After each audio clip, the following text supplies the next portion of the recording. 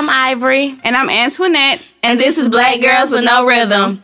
Welcome to our first episode. We're so excited to be recording. Aren't you excited, Antuanette? I am. All right, so we decided to do a podcast because why not? We have so many fun conversations amongst ourselves. So we was like, why not have some conversations and bring other people in and see what other people have to say. So here we are, Black Girls with No Rhythm. We got some interesting topics coming up for you guys in this next couple of weeks. So just hang on to your seats and let's put your headphones in and let's have some good conversation. And hopefully you'll learn something from us.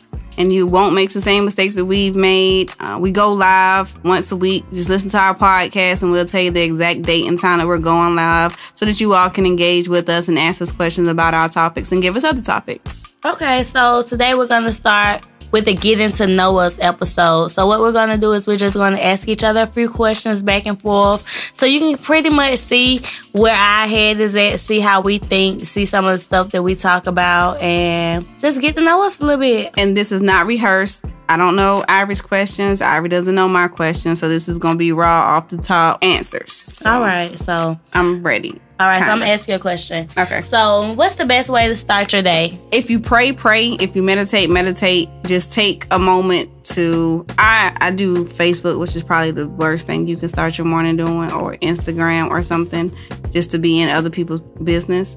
But just to take a moment for yourself before you start your day and start worrying about other people. That's the best way I would say to start your day. Okay, so when I start my day, I usually set my alarm clock so I wake up like 30 minutes before I have to get my children up. Sometimes it works, sometimes it don't. But if I set that alarm and I actually get up, when I wake up, I like to stand on the porch for a minute. I love morning air. It's something about the air in the morning time that's just perfect, no matter what the weather is. Go stand on the porch, take a minute to myself. I smoke marijuana, so I usually smoke me a blunt while I'm standing on the porch.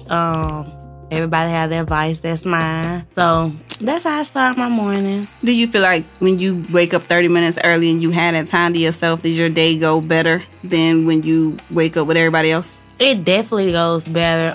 It give you that kickstart that you need, just to take a minute, a breather, because most of the time once you get your day started, you don't get those little breathers throughout the day. So you take that moment in the morning, like you said, meditate, pray, talk to whoever you talk to, your higher being, whoever you pray to. Y'all have that moment, and then that's when you start your day. Okay, so that's actually a great segue into my question. What inspires you the most? I'm actually inspired by young people.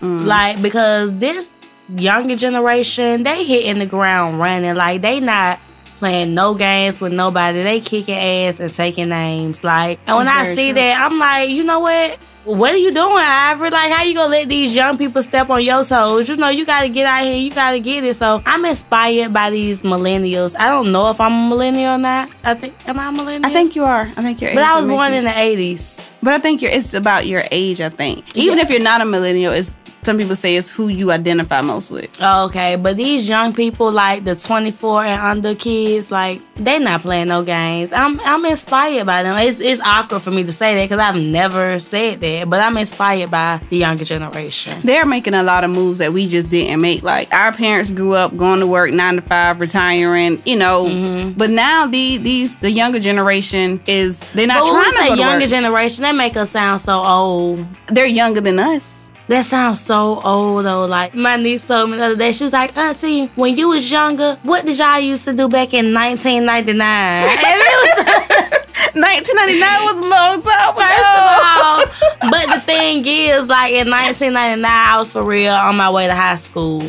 So that made me feel old. You a little old. Yeah, it's all right, though. I feel like it. I feel like an old lady. But yeah, I'm inspired by people younger than me. People younger than me keep me motivated. So keep pushing because people watching. And that's awesome that... Because some people don't like to take anything from a younger generation. Like, yeah, you can't teach me nothing. I already been here and I already done that. And they're actually coming and doing it completely different from how we did it and completely different from how our parents did it. So kudos to the younger generation for inspiring us old heads. I know, right? Right. Don't call me an old head. I said us. Okay. But you older than me. I am older than you. What do you wish you knew more about? Well, I am actually in the process of learning more about my history. Up until recently, I did not know a lot about Black history and what we went through. And I knew like the overall picture. We were slaves, there was segregation, and then now it's not as bad as it used to be, but it's still bad. I didn't know the details of Jim Crow, the details of the fact that we had land after slavery, but then they came and took it back from us. Just the detail of how bad it was. So what made you go and research this information? What made you look this up? This podcast, and Amanda, I cannot think of her last name, but she is on Insecure.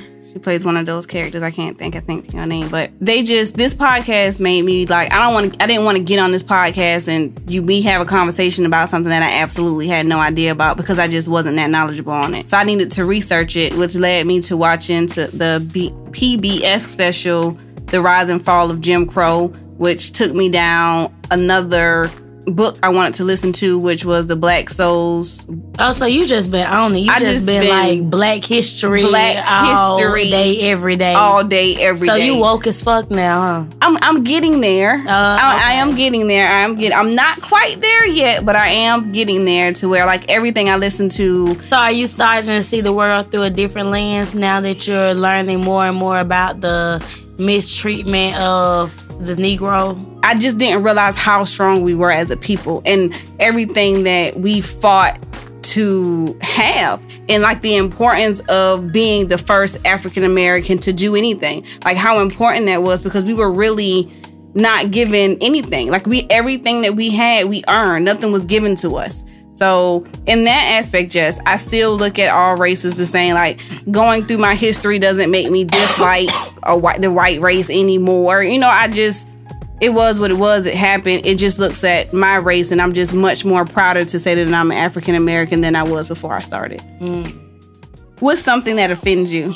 I get offended. Oh, let me tell you what offend me the most. This is my pet peeve. I hate it. Anybody who follow me on Facebook know that I hate when men tell me to smile. Oh, that pisses me off. Do not tell me to smile when I am out in public. This my resting bitch face. It's my resting bitch face. It's my all day, everyday face. Do not tell me you too pretty not to be smiling. Oh, so ugly people can walk around frowning. I'm so confused about what that means. And you can't tell me, oh, this is what they like to say. It can't be that bad. You can smile. You don't know what the hell I'm thinking about. You don't know what's going on in my head. You don't know what's on my mind. You don't know what I got going on. Don't tell me that I gotta smile because I'm pretty. Like, I gotta smile because it can't be that bad. Like, I hate it. That offends me to no end. Like, I can rant about this shit all day. And you're the first person that I met that said that. Because I'm used to people saying it and I never thought about it any other way. Then I just laugh and keep it moving. But I remember being on the phone with you and somebody told you to smile and you cursed that I would all the way go in on you. I was like, I would go in on you if you tell me to smile. Like, no bullshit. You see me in public, don't tell me to smile. Like, if I'm not already smiling, don't tell me to smile. And then after you, I saw a lot of posts.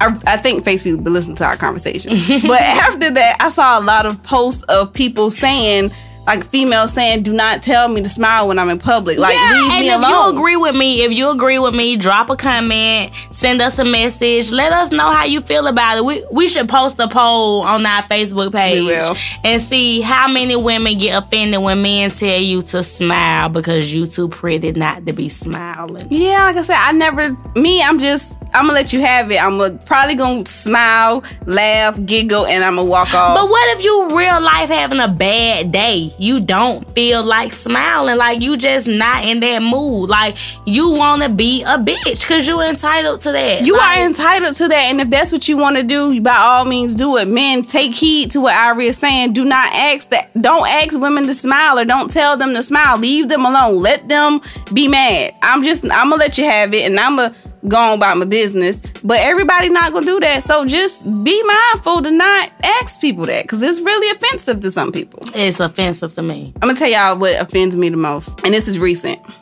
When people say, You shouldn't do that in front of white people. I never got offended before, but this weekend I was at a football game with my daughter and my son. He plays Little League football. His name is Marquise. And they got to fighting. I don't know what happened. Wait, you didn't tell me I forgot to tell you.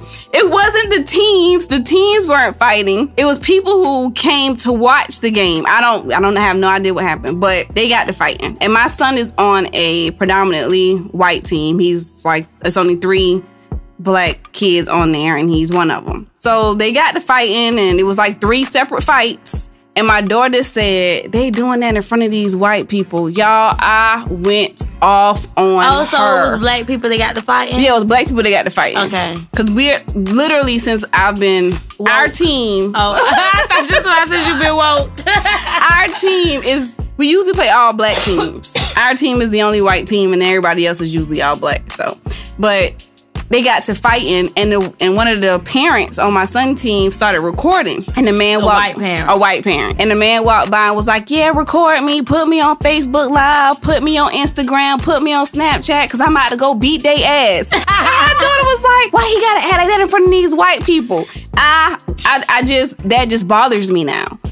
Why does it matter who we're in front of? Why do we have to act a certain way in front of white people? You are who you are, regardless of what race you're in front of. It's okay for him to act like that in front of black people. That's what I was saying about that whole Cardi B, Nicki Minaj situation, because they was like, oh, she acted like that. That's why we don't get invited nowhere. Whoop the whoop the whoop the whoop. Whatever. Like, on site is on site. It's too bad it happened to be at what they call it? I think it was a fashion show. It was a fashion show, but what they call it, couture or something like that. Yeah. Anyway, shit, it is what it is. Like, sometimes you just, I'm not condoning fighting in public. You don't fight in public. You shouldn't fight in private. I mean, we too old to be putting hands on each other. Exactly. But it shouldn't matter where you at when you put the hands on somebody. If you fighting, you fighting. It is what it is. Yeah. And just to end this, don't fight in public, y'all. Don't fight at all, y'all. Period. I mean, sometimes you just gotta fight. I don't see you. I have never. One of my middle school teachers told me that people do not fight unless people can see them. You will never catch somebody fighting on, like, if it's not a crowd or it's not being. Well, back then it didn't. True. Back then it wasn't recorded. But right now, I have never known somebody to go into an empty room away from everybody and fight. You ain't never fought your siblings? They don't count. That's not fighting for real. That is fighting for real. You used to for real fight your siblings? What else you gonna do? Yeah. No, I have never, ever in my life. Yeah, me and my sister, it went down. It only happened one time. Oh, but yeah, we fought. Like somebody in the street. Yeah, like we fought. Wow, like we fighting. That's never, I know. You never fought your siblings? No, never, ever in my life. Oh, wow. Like, my face right now was like pure shock. I didn't know that was a thing for real. I didn't know people for real fought their siblings. Like, fist fight, like you strangers in the street. That's the first people you fight is your siblings. I didn't know. No, that we didn't fight. That's probably why I don't fight now. Because I didn't fight. We didn't fight. Oh. Yeah, no. Oh, yeah, we're fighting. Don't fight people. Don't do it. Just don't do it. Okay, so what stereotype do you completely live up to? Fried chicken and watermelon. I love the biggest stereotype of them all. It's I'm not gonna say it's true. For me, it's true. For my family, it is true. For just about everybody I know, it's a true stereotype. We like fried chicken so much, shawty. Like, when we go on field, when I was younger and we used to go on field trips, you know how most kids, their parents fix them like a peanut butter and jelly sandwich or maybe a ham and cheese sandwich. No, Stephanie's my mama. Stephanie was gonna get up that morning. She was that night before, she was gonna buy us a canned soda and put it in the freezer so it could be frozen the next morning. And she gonna put that in the Ziploc bag. And she gonna get up that morning, fry some chicken, put it in the Ziploc bag, because it'll be hot when it go in that Ziploc bag. By the time we get to lunch for the little field trip, it be room temperature. Your soda be then melted. It be kind of slushy. You got a bag of chips and a Debbie cake. Like, we was taking fried chicken on field trips. Like, I'm not that bad. But I will. My fried chicken has to be like fresh out the grease, fresh. Oh, but I can eat fried chicken in the temperature. No, it for breakfast. I literally have had fried chicken 4 nights in a row. Seriously. You eat JJ's fish and chicken? I think I've been. No, I've never been. That's crazy. We got one right around the corner. I've never been. We need to go one day. Yeah, I've never been. Okay, so Popeyes or Church's? I do not eat Church's. I don't feel like Church's chicken is real. Because it's so thick and big. Yeah. We used to eat it. Well, my funny story. My daddy brought it home once when we were younger. And my mama told him not to ever bring that back in the house again. Because her kids was not about to eat that fried chicken. That fried chicken was fake. And I haven't had fried chicken since. You haven't had fried chicken from Church's. I'm sorry. Church's chicken since. Like the breast was like the size of a plate. Like, that's just not a real piece of chicken. They got corn nuggets at Church's. What is a corn nugget? You don't know what a corn nugget is? No, what's a corn nugget? It's like a nugget with corn inside. Like a creamy corn. Yeah, it's fried. Nah. It's a nugget with... No, it's really good. Me and Mo eat it all. That sounds so bad. I feel like that's that high shit. We don't eat it all the time, but we do eat it sometimes. Yeah, we do. It went away and they brought it back. But we're so fortunate that we have a Miss Winters around us. So I eat my fried chicken from Miss Winters. I eat my fried chicken from Publix. I love Publix fried chicken. Publix fried chicken is good. They closed our Publix because we're in the ghetto. And that's the only thing by me. It's a Popeyes, but it's not close. So the only thing I have is the Publix. So we got a Popeyes by us too because we're in the ghetto. You hear my singing voice? I don't know if we gonna keep that. The people might talk about me. Gentrification is real though, so y'all won't be in the ghetto too much longer. Oh, honey, don't talk about it. That's another topic for another day. All right. What part of your culture are you most and least proud of? I'm most proud of our resilience. Black people are so resilient. Black people are so strong. No matter what, we can be going through the worst thing. It could be the worst possible thing happening around us. And then at the end of the night, we just go turn on music and we just go laugh and talk and play cards and have fun. And then we go get up the next day and we go deal with whatever going on. But at the end of the night, we just keep on going. We undeniable. You can't stop us. We just keep going, no matter what. We just keep going.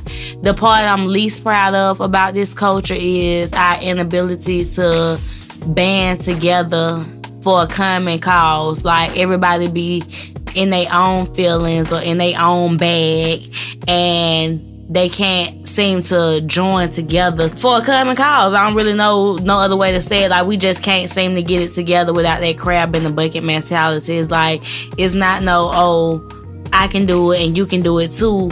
It's only I can do it and I'm gonna try to stop you from doing it. I'm not gonna even say that I'm not gonna deal with you while you doing it. We gonna go so far as to try to stop you from doing it. And I hate that. I hate that so much. Yeah, I would have to agree. In this, I ain't gonna say wormhole, but in this journey that I'm on to enlighten myself with what we've been through, the one thing that is consistent through everything that I read and everything that I watch is we're divided. Even in slavery and coming out of slavery, you had some black people who were okay with, as long as we follow what the white man say, we're gonna be all right. As long as we just continue to stay separate, don't try to advance, just stay in our own lane, we're gonna be okay. And then you had other people who was nah, forget that. We want the same thing they want. We want to go to school. We want to do this. We want to do that. So even in that, we couldn't come together and agree. We think we have too much pride to say, you know what, I may not agree with what you're doing, but I'm going to follow you until we make it to the other side of this. Mm-hmm. We just cannot band together where they were together. We do not want black people to rise and be equal to us or even feel like they're equal to us. That's the biggest difference. And we're much better than we were. But, that's still something that we have to work on, because even now you have your Kanye Wests who are shaking hands with Donald Trump, and that's just what it's going to always be in the society that we're in. We have people who will not support black people. They won't go to a movie. They won't read a book. They will not, purposely will not support a black person just because you're black, which I think is crazy. Or they put black people businesses on a higher pedestal than they do other people. Like, they be like, oh, I didn't do business with her because her customer service was bad. But yet and still, you went and stood in line at Walmart for 45 minutes because they only had 3 registers open, and Shaniqua ignored you when you was asking her what aisle the shampoo was on. But you go back to Walmart and you go back next week too. Yep. But you mad at sister girl on Instagram who didn't reply to your DM fast enough, but you DM'd her in the middle of the night when she was still asleep. Yeah. Yep, that's very true. Yeah. What I love the most about us is we can make a joke out of anything. We can turn we can supposed to be serious, and somebody gonna crack a joke, and somebody gonna make everybody laugh. That's the one thing that I love the most about our race. You ever been to a funeral and something happened and people just bust out laughing at the funeral, but it's not supposed to be a funny moment? It's not like they was doing the eulogy and made a joke, but somebody be singing bad or just anything like that, but it be so inappropriate, but you just can't help but laugh. No, but I can see it happening. I can definitely see, I've been in church or somewhere and it's we're not supposed to be laughing and we back in the corner and we cracking up because of somebody wig crooked, or that might even happen at a funeral. At my dad, did you go? You was at my dad's funeral? No, Marquise was in the hospital. So at my dad's funeral, the pastor was taking a long time preaching, but it was another pastor behind him, and he kept on falling asleep. He was old, he was for real nodding off at the funeral. And me and my sisters was like, is this man falling asleep?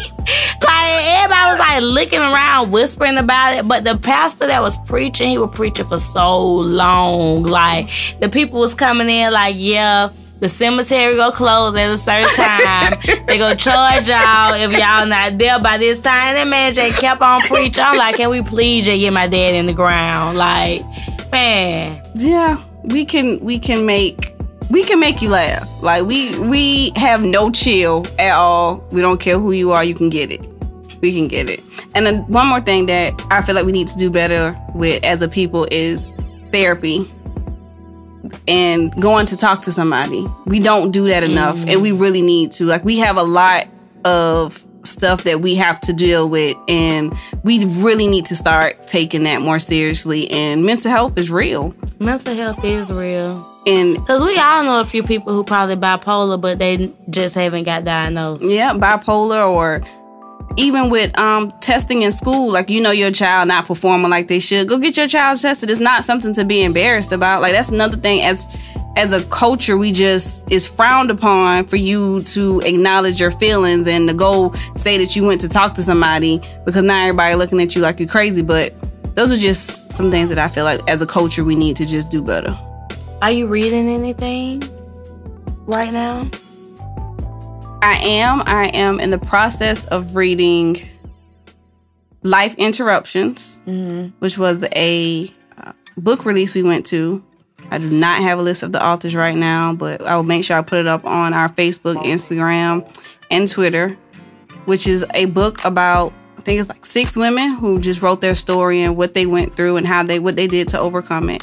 And I am listening to The Souls of Black Folks by W.B. Du Bois, which is one of my rabbit hole things that I'm going through right now. Where are you listening to this Souls of Black People on? Are you listening to it on audio?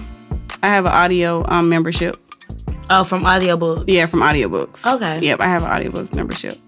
So, which I'm really enjoying, because it's I get to experience what he went through. It's not somebody telling me a story about what somebody else went through. He wrote it, so I am actually listening to his words and his experience in that moment and how he was feeling while it was going on. So it's awesome.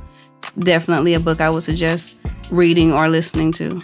All right. What story from your life will you tell your children? I got so many interesting stories I'm going to tell my children. So I'm going to always tell my children about how I met their dad.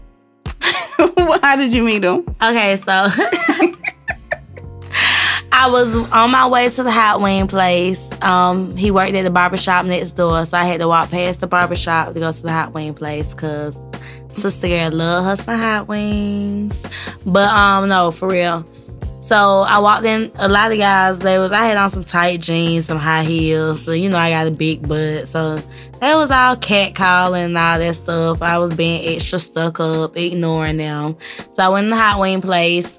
And he came in there and he just started making small talk. And he was like, yeah, so maybe I could take you to a museum or something. And I was like, a museum? Ain't nobody never offered to take me to no museum before. So I was feeling kind of giddy, like, oh, he must be like cultured. He knows stuff. He can teach me some things. Our first date was at the Mexican restaurant. So did y'all ever make it to the museum? Yeah, we went to the museum when our son was 2 years old. How long had y'all been dating at that time? We had been together for almost 4 years at that point. So that was just like a really smooth line. He was smooth, yeah. He was like, yes, I can take you to the museum. But we actually fell out of contact. We stopped talking for a while. We went on a few dates. We hung out a few times. But I guess we was both just caught up in other things. Other stuff had us interested. We just went, I don't know what it was, but we just fell out of contact. So my mom actually came in the barbershop one day and they chopped it up and he told her, like, have your daughter give me a call. And I called him and here we are. And how many years later? This October made 8 years. Wow. I met him February 2010. We fell out of contact. We started back talking in October, and I count the time from us being together from when I spent the night at his house 3 nights in a row. Because when I spend the night at your house 3 nights in a row, we go together. So it don't matter. It don't have to be said 3 nights in a row. Yeah, 3 nights in a row, you my boyfriend. You my boyfriend? Yeah, all I did was go home, got me some more clothes, and came back to your house. We go together. Got you. He always made the joke that he didn't know that we was together until my roommate at the time, Cara, my homegirl, my best friend. She made the joke. She had company and she introduced him as my boyfriend. And he was like, he didn't know that he was my boyfriend until she said that. So she kind of forced us to be together. Oh, so that's what happened. Yeah, that's what he say happened. But first of all, we was together way before that. Nigga, we was together when I spent the night at your house 3 nights in a row. That's when we was together. So he was just behind. But he eventually figured it out because, I'm still here, so. Do you feel like that should be said? Like, do you feel like it has to be said that y'all are together, or do you feel like I think that with me and him it kind of worked itself out, but I think that we as women sometimes we jump the gun. Sometimes we're emotional beings, so we get our feelings involved and I remember this vividly. I remember so many things and he probably don't remember, but I remember. Like I said, I counted us being together from October. We was together for 3 nights, so we go together. So the next month is Thanksgiving. Thanksgiving come around, Thanksgiving is on a Thursday. So it was like a Monday or a Tuesday, and I was like, you ain't saying nothing to me about like going to your people's house for Thanksgiving. And he was like, I ain't really know what it was to say. And I'm like, so am I coming to your family house with you on Thanksgiving? And he was like, yeah, I guess. So, like you just made your way into his family house for Thanksgiving, like. So he was like, yeah, I guess.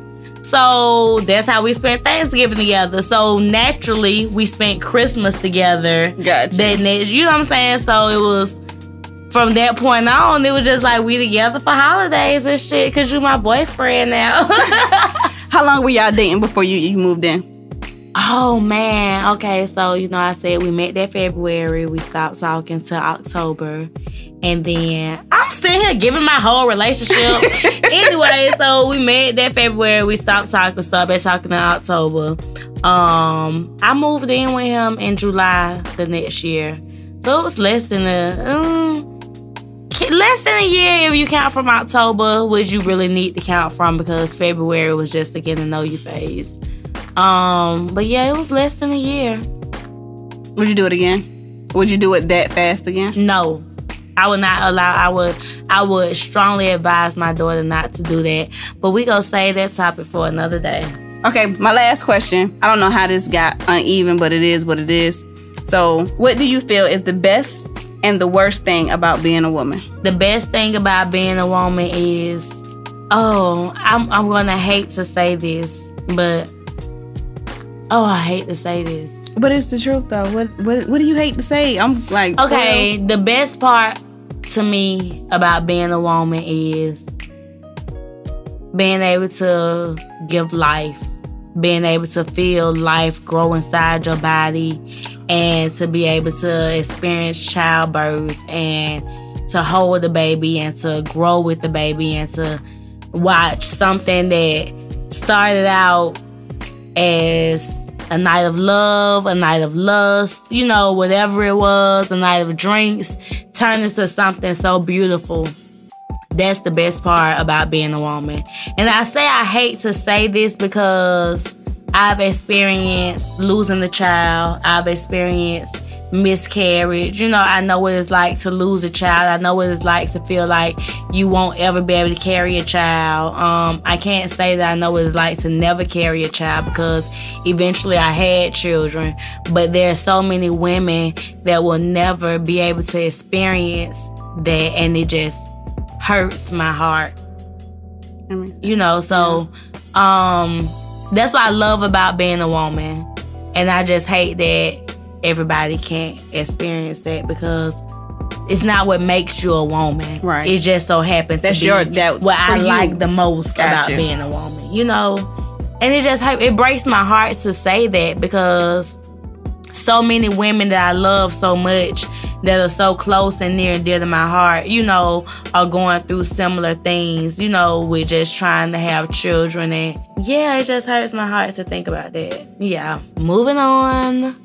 What's the worst part? The worst part about being a woman, in my perspective, because not all women experience this, but just the emotional, like how we can't seem to get out of our feelings. Like sometimes men can go so hard because it's so easy for them to come out of their feelings. But for us, everything is so emotional. We're so attached to everything. We do everything with such passion that it's hard to separate the emotion when you're trying to do business. It's hard to separate the emotion when you're trying to make rational decisions because there's so many feelings involved. That's the worst part about being a woman to me. So my answer is completely opposite from hers, so I'm going to give you my perspective. The best part for me is I feel like I have all the power in relationships in general. I feel like women could change a nation if they want to. I feel like men sell drugs so that they can have sex with us and they can get the baddest female. It's the truth. It's about money. Like, women have the power to change the world. And it's the truth if we just use that power correctly. Yeah. If we were to all get together and was like, I'm not going to allow a man to do this, all men would stop because all they want to do is have sex. So how you feel about like the power of the pussy per se? You know what I'm saying? It has a lot of power if you use it correctly. So do you feel like women should use what I got to get what I want? No. I feel like you should get a job. Now, I'm not going to say that. I don't believe in prostitution. So you don't believe sex work is real work? You don't believe sex work, like if a woman chooses that as a profession, you don't feel like that should be what she wants to do? If she chooses it. Okay. It's different. So like the Bunny Ranch. Those women choose it. Yeah. You know, they want to be there. They're not doing it because they trying to get a fix. So, but you respect them. I respect that profession. You respect that that's what they want to do, and they have. I feel like women should have the right to do whatever they want to do. Okay. If that's what you want, if you want to be a porn star, it's the difference from there's nothing else out there I can do, so this is what I'm gonna settle for, versus really wanting to do it. Okay. If that makes sense. Yeah. Like, I don't feel like it's okay to be like, oh, I don't feel like going to get no job. Oh, I don't feel like going to go to school, so I'm going to just sell this pussy on the side. I don't feel like that's okay. But if you decide I want to for real sell pussy and this is my job, that's okay. If that's what they want to do. Okay. Like, if that, like, some people, I was watching, because I used to watch Bunny Ranch. Don't judge me. With some people, like, they used to really that's what they wanted to do all the time. Yeah. Like they were just sexual beings, and they felt like they were a therapist, and they was helping people relieve stress and helping people. Like they really felt like they were helping people, and they may have been. They may have been helping them in their own way. So if that's what you want to do, go for it. Okay, that's not my thing. It's not something I want. Isn't it? Yeah, it's not something I want my child to do. But I feel like we have the power to do a lot. We can change a nation if we want to. Okay. The part I don't like about being a woman is that we have to fight so much harder than get just the basic respect as men. We can't do the same thing a man can do because it's going to be perceived differently. Did you hear about the lady who made the comment? She said women are the N-word of society or something like that. No. Why would she say that? Yeah. Was she white? She was definitely white. She like that was. Did she say that? Did she say what? Did she say the word? No, she said the N-word. She didn't say the actual word. But regardless, like no, I don't feel like you can compare the two. You cannot compare the two. A white woman will always like Emmett Till is dead because of a white woman, so it's not the same thing. Yeah, it's not the same thing. I see where she was going with it, but she should never have said it. Nah, she should have used. I heard that they were kneeling now. Women are kneeling now. For Me Too and for rights, they're kneeling for the national anthem. But are they disrespecting the flag? Now who's kneeling? Who kneeling? White women, black women, all women. Who's kneeling? White women. Oh, okay. So what's being said it may be all this? women. Just the picture that I saw. Okay, so with this kneeling, is the president calling them sons of bitches? I have not seen the president. I just saw a picture and it said that we're kneeling for women's rights. Okay, so I'm gonna have to look into that. We'll have to look into that and bring that a topic for because it was because when Kaepernick did it was a thing. But yeah, they're women. Women are now kneeling during the national anthem. So we'll see what kind of backlash they get. I'm sure it won't be to the extent. It won't be to the extent that Kaepernick got. I'm pretty sure it won't be. Okay, that's interesting. So that wraps up our interview. Yeah, so it was fun. I hope you all got to know us a little bit better. See how we think and just... You got to know a lot about Ivory's relationship. I know, right? I cannot believe we did all that. Like, that was not planned. We didn't expect for it to go this long, but that's us in a nutshell. If you stuck in there with us to the end, thank you so very much. Make sure you follow us on Instagram at Black Girls with No Rhythm. Also on Facebook and Twitter with Black Girls with No Rhythm. We'll go live Thursday at 8:30. Questions, feedback, comments, good, bad, and the ugly. We are looking for topic ideas. Yeah, if you want to give us some suggestions, some stuff we can talk about. Yeah, and if you ended up like fast forwarding to the end so you didn't catch the middle part, let us know why you fast forward through the thing, because I do that to some people sometimes. Yeah. So just give us a feedback. We'll be here next week, same time. Until Thursday. Black Girls with No Rhythm, and we're out. Out.